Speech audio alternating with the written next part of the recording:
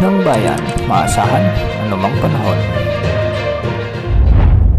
Magandang araw po sa ating lahat. Narito ng pinakuling update sa magiging lagay ng ating panahon sa araw na ito at sa mga susunod na araw. Sa kasalukuyan ay nakakaapekto ang Intertropical Convergence Zone o ITCZ sa ilang bahagi ng ating bansa, samantalang umiiral naman ang shear line sa may extreme northern Luzon. Dahil nga sa Intertropical Convergence Zone, asahan ang maulap na kalangitan na may mga kalat-kalat na pagulan at thunderstorms sa Zamboanga Peninsula, BARMM, Palawan, Siquijor, Sarangani at Sultan Kudarat. Ang mga lugar na ito ay posibleng makaranas ng mga katamtaman hanggang sa kung minsan ay malalakas na pag-ulan na posibleng magdulot ng mga biglang pagbaha o pagguho ng lupa. Samantalan, meron namang umiiral na shear line, ito yung banggaan ng malamig at mainit na hangin, kaya nagkakaroon ng maulap na kalangitan na may mga kalat-kalat ding pagulan at thunderstorms sa Batanes at Babuyan Islands. Posible pa rin ang banta ng mga biglang pagbaha o pagguho ng lupa, lalo na kung may mga katamtaman hanggang sa kung minsan ay malalakas na pag-ulan. Easterlies naman ang weather system na nakakaapekto ngayon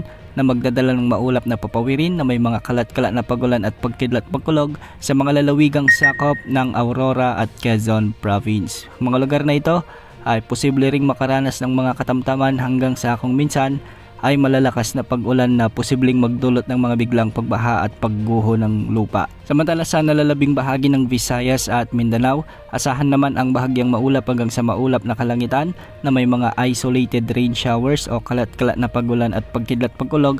Dulot pa rin ito ng umiiral na Intertropical Convergence Zone. Posible din ang banta ng mga biglang pagbaha o pagguho ng lupa, lalo na kung may mga katamtaman hanggang sa kung minsan ay malalakas na pag-ulan na dulot ng mga severe thunderstorms. Sa Metro Manila at nalalabing bahagi pa ng Luzon ay easterlies naman ang weather system na magdadala ng maalinsangang panahon at magiging bahagyang maulap hanggang sa maulap din ang mga kalangitan na may mga isolated rain showers and thunderstorms. Posible din ang banta ng mga pagbaha at pagguho ng lupa, lalo na kung may mga umiiral na severe thunderstorm. Sa kasalukuyan, walang nakataas na gale warning sa anumang baybaying sakop ng bansa at ang mga pag-alon sa northern at western section ng Northern Luzon ay posibleng umabot hanggang 3.7 meters. Mataas na po ito, kaya sa mga kababayan natin na mangingisda ay mag-ingat po sa pamamalaot.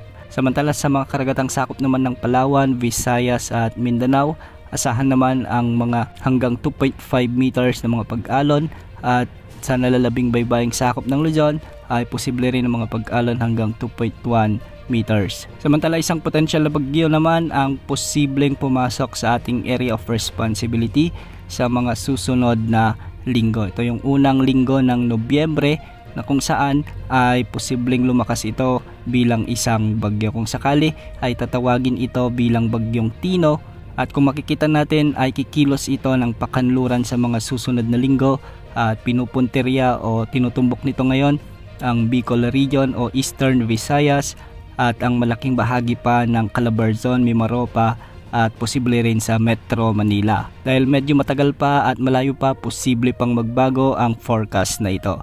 Yan muna ang latest sa lagi ng panahon. Ito pong weather update ng bayan, maasahan anumang panahon.